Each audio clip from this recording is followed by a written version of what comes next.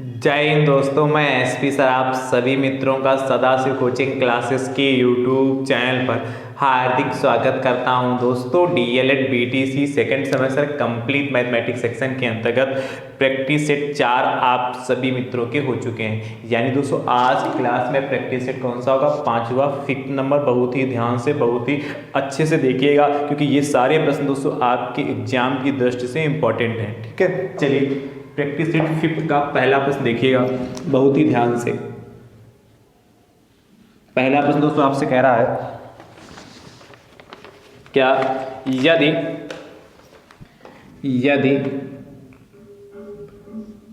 AB बराबर 5 और A minus B बराबर 4 हो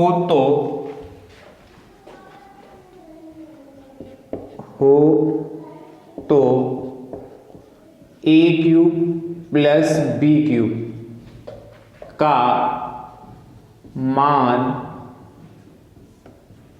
ज्ञात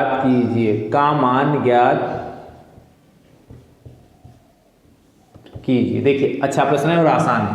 आपको जो दिया है उसको लिखिए, फिर हम बताते हैं कि A cube plus B cube की वैल्यू कैसे निकालेंगे। तो क्या दिया है? दिया है AB बराबर 5 इक्वेशन नंबर 1 और A माइनस B बराबर 4 इक्वेशन नंबर 2 हो गई। ठीक, और हमें वैल्यू किसकी चाहिए? A cube plus B cube की हमें वैल्यू चाहिए। अब ध्यान सुनेगा, A cube plus B cube की वैल्यू निकालने के लिए देखिए इसका फार्मूला क्या होता है, मैं यहां लिखता हूं A cube plus B cube क्या होता है? A plus B next bracket में होता है A square plus B square और माइनस का AB। ठीक भैया, यानी कि हमें A प्लस B की वैल्यू पता होनी चाहिए, A square plus B square की वैल्यू पता होनी चाहिए और AB की पता होनी चाहिए। और सिर्फ हमें इस समय AB की वैल्यू पता है, यानी कि हमें दो काम करने हैं, एक तो A प्लस B की वैल्यू निकालनी है, दूसरी A square plus B square की वैल्यू निकालनी है। क्या? A square plus B square की वैल्यू निकालनी है। तो ध्यान से देखिएगा, पहले हम AB की वैल्यू निकाल लेते हैं। तो कैसे निकालेंगे? ध्यान सुनिएगा, आप जानते हैं क्या A प्लस B का होल ऑफ स्क्वायर बराबर जो होता है वह A माइनस B का होल ऑफ स्क्वायर और प्लस का 4AB होता है। इसको आपको ध्यान रखना होगा कैसे। इसको जब आप ओपन करोगे तो A प्लस B का होल ऑफ स्क्वायर क्या होता है? A square plus B square plus 2AB होता है। और इसको ओपन करोगे तो A माइनस B का होल ऑफ स्क्वायर क्या होता है? A square plus B square minus 2AB और प्लस 4AB। तो माइनस 2AB प्लस 4AB को यदि हम सॉल्व करेंगे तो प्लस का 2AB आएगा। तो A square plus B square plus 2AB, यानी कि इधर जो A प्लस B का होल ऑफ स्क्वायर लिखा, इधर भी आपका A प्लस B का होल ऑफ स्क्वायर ही लिखा है। उसको मैंने इस तरीके से लिख लिया। आप इसको ओपन करेंगे तो आप यही पाएंगे, इधर भी इसमें वैल्यू पुट कर लें। तो ध्यान से देखिएगा, A प्लस B का होल ऑफ स्क्वायर बराबर A माइनस B की वैल्यू आपके पास कितनी? 4, तो 4 का स्क्वायर प्लस 4 इंटू AB की वैल्यू कितनी? 5, यानी कि A प्लस B का होल ऑफ स्क्वायर बराबर 4 का स्क्वायर 16 हो गया और 4 पंचे 20 हो गया, यानी कि A प्लस B का होल ऑफ स्क्वायर बराबर कितना? 16 20 36, यानी कि AB इक्वल टू आपका कितना? रूट 36 हो गया। रूट कितना होगा? 36 हो गया, यानी कि यहाँ से A प्लस बी और कितना आ गया? 6 आ गया। A प्लस बी की वैल्यू आपकी यहाँ से कितनी आएगी? 6 आई जाके। तो देखिए एक चीज़ हमें मिल गई, A प्लस बी की वैल्यू। अब हमें A square plus B square की वैल्यू चाहिए। तो A square plus B square की वैल्यू निकालने के लिए हमें करना क्या होगा? ध्यान से सुनिएगा, समीकरण जो 2 है, समीकरण 2 का दोनों पक्षों में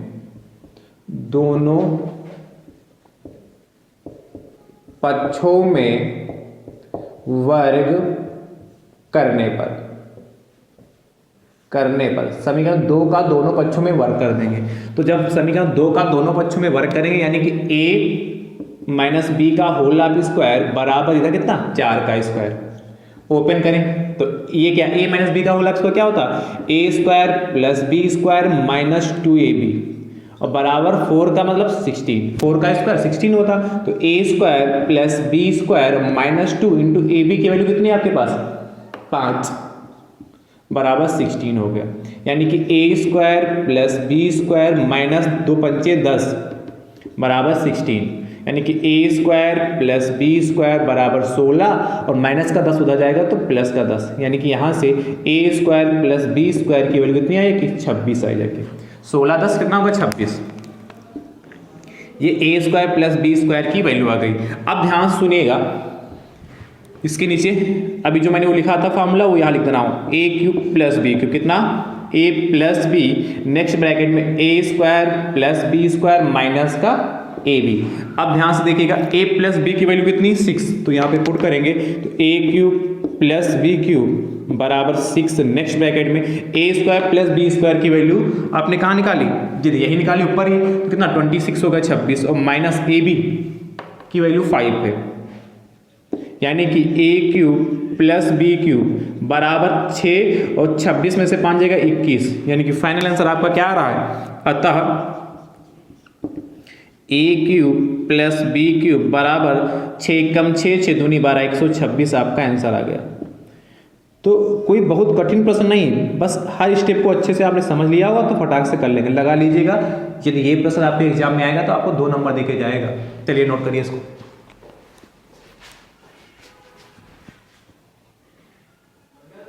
ठीक है, चलिए अगला नेक्स्ट क्वेश्चन देखिएगा।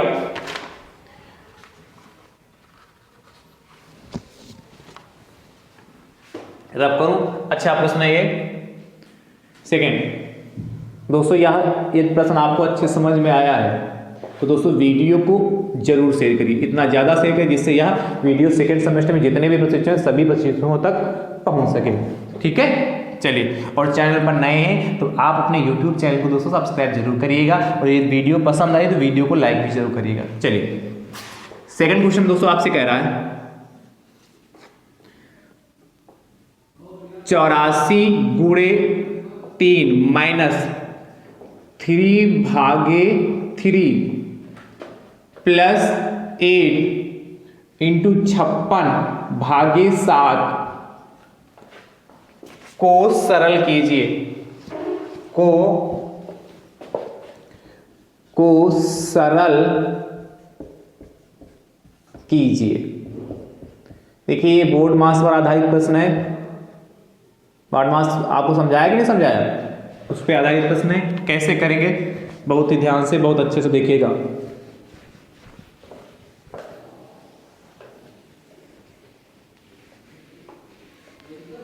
क्या कह रहा है आपसे, आपसे कह रहा है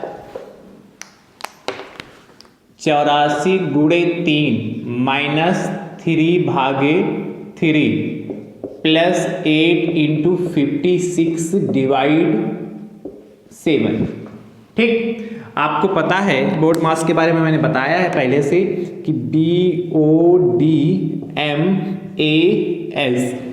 ठीक है, बी का मतलब यहाँ पर कोष्ठक होता है। कौन कौन से कोष्ठक, बार कोष्ठक, फिर छोटा वाला, फिर मंझिला वाला और फिर कौन सा बड़ा वाला। ओ मतलब यहाँ पर ऑफ, और ऑफ का मतलब दोस्तों का, मतलब ऑफ या का लिखा मिलेगा, इसकी जगह पर मल्टीप्लाई का चिन्ह लगाकर इसको पहले सॉल्व करेंगे। डी का मतलब भाग डिवाइड करना होगा, एम का मतलब मल्टीप्लाई, आपको गुणा का चिन्ह लगाकर उसको लगा हुआ सॉल्व करना पड़ेगा। ए का मतलब ऐड करना, फिर एस का मतलब सब्ट्रैक्ट करना। यानी कि इसी सीरियल में आपको सॉल्व करना है। सबसे पहले ब्रैकेट सॉल्व करेंगे, उसके बाद यदि का लिखा होगा तो उसको सॉल्व करेंगे मल्टीप्लाई का चिन्ह लगाकर, फिर डिवाइड को, भाग को, फिर गुणा को, फिर प्लस को, फिर माइनस को, इसी सीक्वेंस में सॉल्व करना है। एक भी ऊपर नीचे हो गया तो प्रश्न गलत हो जाएगा। देखिए सॉल्व करते हैं। तो सबसे पहले देखिए यहाँ पर भाग है, यहाँ पर भाग है, तो पहले ये ब्रैकेट लगा तो पहले इसी को हम सॉल्व कर लेते हैं। तो 84 गुणे 3 माइनस 3 एकम 3 तो क्या 3 को 3 से भाग करोगे तो एक ही तो आएगा, प्लस 8 गुणे 56 भागे 7। देखिए ब्रैकेट का खेल खत्म हो गया। अब सारे यहाँ गुणा माइनस प्लस भाग सब कुछ है, तो गुणा है, फिर क्या माइनस है, प्लस है, भाग। तो चारों में सबसे ऊपर कौन है, श्रेष्ठ कौन है, सबसे ऊपर कौन है, भाग। तो सबसे पहले भाग वाले को सॉल्व करेंगे। तो 84 गुणे 3 माइनस 1 प्लस 8 और गुणे 56 को 7 से भाग करेंगे तो कितना, 7 छंग 42 7 8 56। 8 हो जाएगा। ध्यान से देखिए, इसके बाद गुणा माइनस प्लस गुणा, तो अब इसके बाद भाई 3 चिन्ह है, गुणा है प्लस है माइनस, तो गुणा ऊपर है, तो गुणे वाले को सॉल्व करें, इसकी मल्टीप्लाई इससे करेंगे तो 3 चक्कू 12 के 2 और 3 अट्ठे 24 एक 25, ठीक है। 3 चक्कू 12 के 2, 3 अट्ठे 24 एक 25, माइनस का 1 और प्लस 8 28 64 हो गया। अब किसको सॉल्व करेंगे, देखिए ये 252 प्लस का है और प्लस का 64 है, तो इनको पहले सॉल्व करेंगे। तो 2 और 4 6 हो गया, 2 4 6 हो गया, और 5 और 6 11 हो गया जाके, और 2 1 3 हो गया। इसमें से घटा लेंगे 215 हमारा, सॉरी 315 हमारा फाइनल आंसर आ गया। तो ये आसान था, इसमें कुछ कठिन नहीं है। आपने तो बहुत सारे प्रश्न इस पे लगाए कि नहीं, चलिए नोट करिए। तो ऐसे प्रश्न दोस्तों अच्छे हैं, इंपॉर्टेंट है, अच्छे से नोट करके सॉल्व करिएगा। अगला तीसरा प्रश्न कहता है आपसे, बहुत ध्यान से देखिएगा।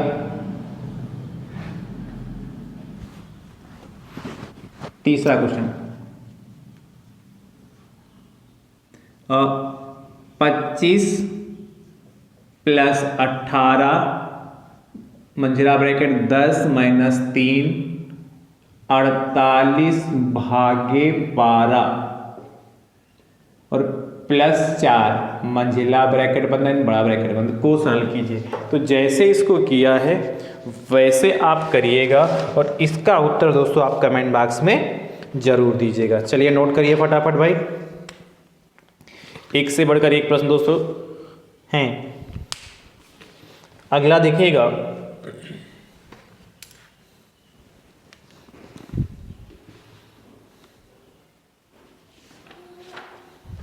हो गया। अगला प्रश्न आपसे कह रहा है, क्या, इसको रब कर रहा हूं, तीसरे के बाद चौथा क्वेश्चन।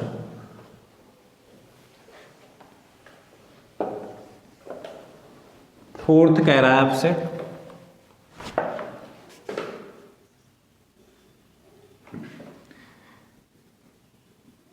दिए गए चित्र में x का मान ज्ञात कीजिए। दिए गए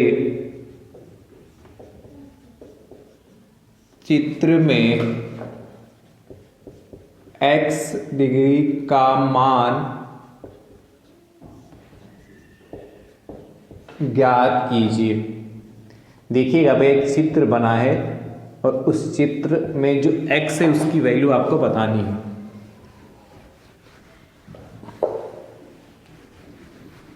ध्यान से देखिएगा, चित्र कैसा है, इस तरीके से एक ट्रायंगल बना है और उसकी एक भुजा को आगे बढ़ाया गया। ये आपसे x डिग्री कह रहा है, ये आपसे 51 डिग्री कह रहा है, और ये आपसे 102 डिग्री कह रहा है। ठीक, देखिए ये फिगर बना है, इसका नामकरण भी कर लेते हैं, A B C और D। ध्यान से देखिए कैसे करेंगे, इसमें x की वैल्यू कैसे निकालेंगे। तो देखिए A B C एक त्रिभुज है, और आप जानते हैं त्रिभुज के तीनों अंतःकोणों का योगफल 180 डिग्री होता है। उसमें से एक कोण आपको पता है, यदि ये वाला कोण, जिसको मैं नीला कर दे रहा हूं, यदि ये वाला कोण हमें किसी भी तरीके से पता चल जाए तो हम इन दोनों को जोड़कर 180 से घटा देंगे तो x की वैल्यू आ जाएगी। पर इस कोण को सबसे पहले हमें पता करना। सबसे पहले दिया क्या है, देखिएगा, दिया है, क्या दिया है, कोण ABC बराबर 51 डिग्री, और कोण इसको कैसे पढ़ेंगे, BCD, तो कोण BCD बराबर 102 डिग्री, और हमें चाहिए किसकी वैल्यू, x डिग्री की वैल्यू चाहिए, या x की जगह हम कह सकते हैं BAC का मान चाहिए। तो ध्यान से देखिएगा भैया कैसे करेंगे इसको। सबसे पहले देखिएगा, लिखिएगा ACD एक सरल रेखा है, एक सरल रेखा है। अच्छा ए सी डी लिखो या खाली आप ए डी भी लिख सकते हैं। ए डी एक सरल रेखा, ए डी एक सरल रेखा, सी को नहीं भी शामिल करेंगे तो कोई इफेक्ट नहीं पड़ेगा, पर पूरा भी लिख लेंगे तब भी कोई दिक्कत की बात नहीं, एक सरल रेखा है। अच्छा आप जानते हैं सरल रेखा यानी कि ऋजु रेखा, और ऋजु रेखा यानी कि सरल रेखा पर जो बना कोण होता है वह कितना 180 डिग्री का होता है। तो ध्यान से देखिएगा, कोण ए सी बी प्लस कोण बी सी डी 180 डिग्री होगा। कैसे?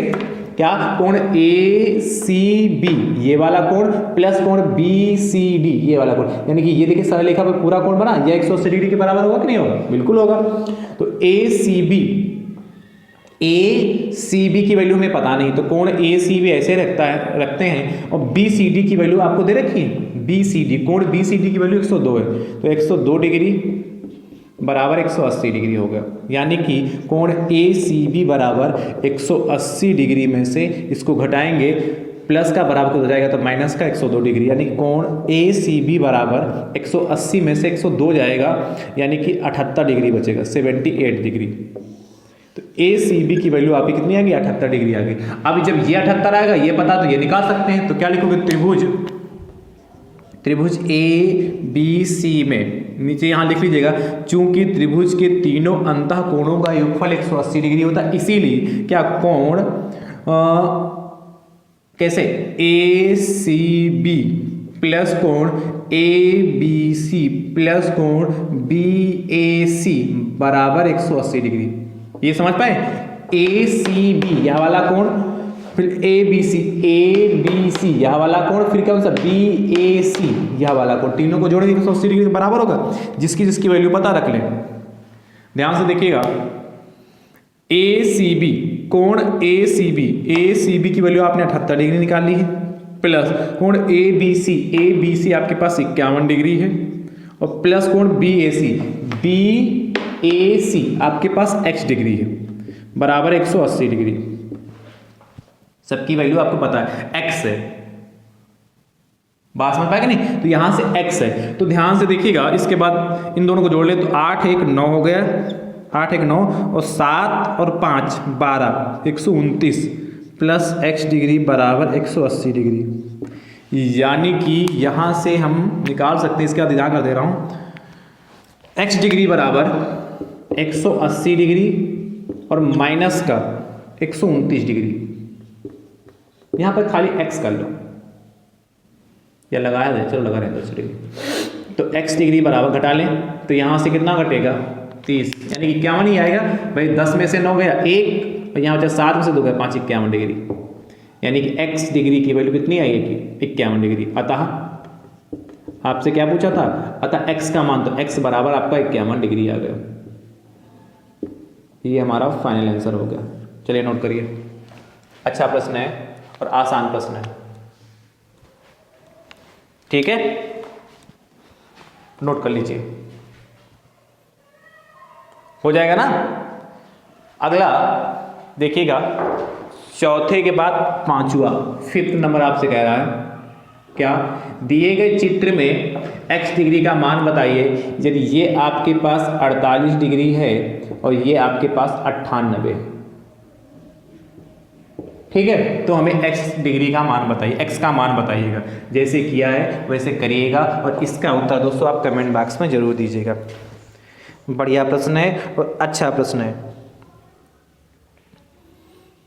ठीक है, नोट करिए भाई।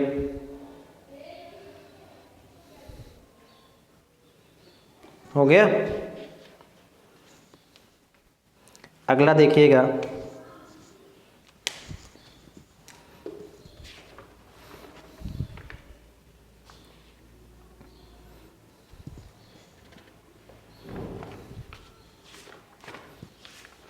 नोट करते रहिए भैया फटाफट।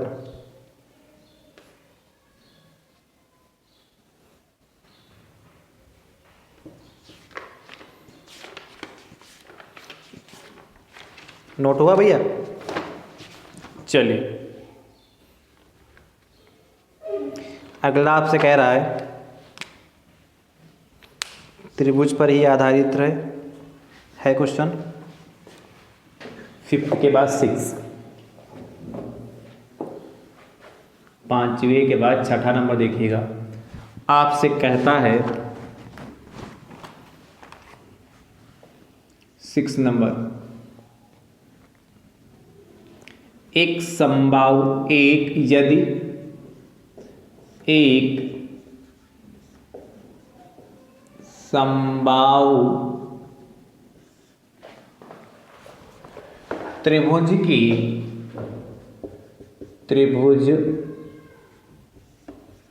की भुजा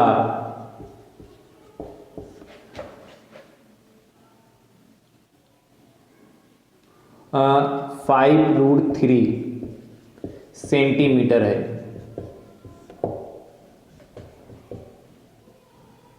तो समबाहु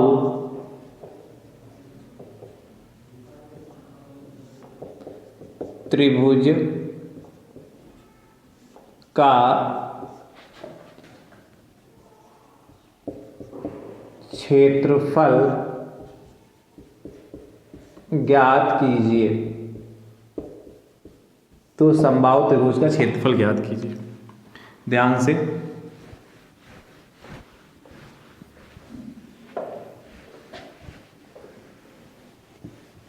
क्या कह रहा है आपसे, कह रहा है यदि एक समबाहु त्रिभुज की भुजा 5√3 सेंटीमीटर है तो समबाहु त्रिभुज का हमें क्षेत्रफल ज्ञात करना है। तो क्या दिया हमें, देखिएगा दिया है, कैसे सॉल्व करेंगे। समबाहु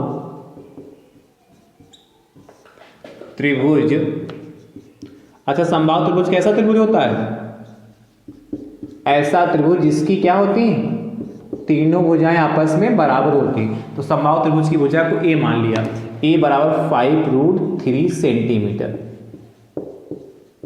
और आप जानते हैं, हमें पता क्या कहना, समबाहु त्रिभुज का क्षेत्रफल, समबाहु त्रिभुज का क्षेत्रफल इक्वल टू क्वेश्चन मार्क। तो समबाहु त्रिभुज का क्षेत्रफल का फॉर्मूला क्या होता है, समबाहु त्रिभुज का क्षेत्रफल इक्वल टू क्या होता है, √3/4 भुजा स्क्वायर, और भुजा आपने यहाँ पर ए माना तो √3/4 ए स्क्वायर, या खाली भुजा स्क्वायर भी लिख देंगे, कोई फर्क नहीं पड़ेगा। अब वैल्यू पुट करें, देखेंगे √3/4 और भुजा कितनी 5√3, तो 5√3 का स्क्वायर,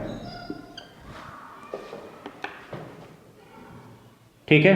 तो कितना हो जाएगा, √3/4 हो गया, और इसकी वैल्यू 5 का स्क्वायर 25 और 3 का स्क्वायर 9 हो गया।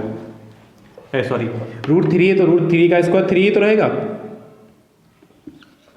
है कि नहीं। √3 है तो √3 × √3 3 ही तो होता है। अब देखिए 25 नहीं है 75 हो गया, तो 75√3/4, यही हमारा आंसर आएगा सेंटीमीटर स्क्वायर। और यदि चाहो आप इसको और सॉल्व करना, वर्ग सेंटीमीटर या सेंटीमीटर स्क्वायर, नीचे लिखिए, अतः समबाहु त्रिभुज का क्षेत्रफल इक्वल टू 75√3/4। इसको और सॉल्व करना चाहते हैं तो √3 की जो भैया वैल्यू होती है वह होती है 1.732। ये यहाँ पर रखकर 75 से इसकी मल्टीप्लाई करके 2 से आप भाग भी कर सकते हैं, वो भी आंसर आप ले सकते हैं। चलिए नोट करिए,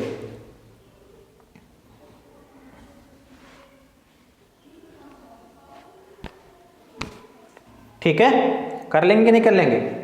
अगला 6 के बाद 7th आपसे कह रहा है यदि समबाहु त्रिभुज की भुजा 10 सेंटीमीटर है तो समबाहु त्रिभुज का क्षेत्रफल ज्ञात कीजिए। जैसे किया है वैसे करिएगा।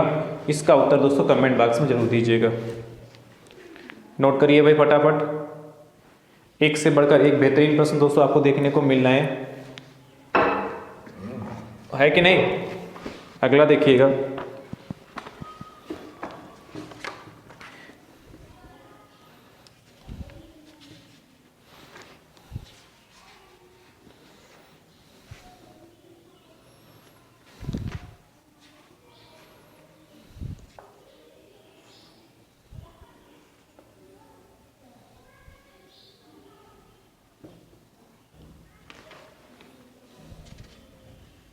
चलिए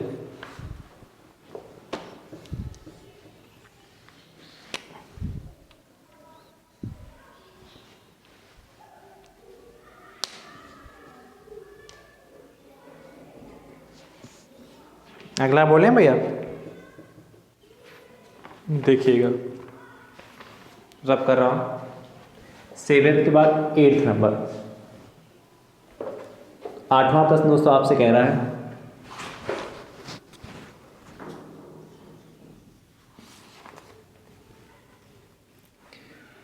निम्नलिखित में रेखीय समीकरण नहीं है। निम्नलिखित में रेखीय समीकरण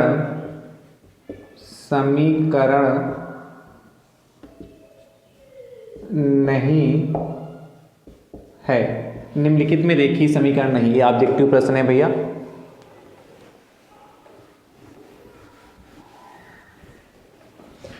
चार ऑप्शन दे रखे हैं, पहला, दूसरा, तीसरा एंड चौथा।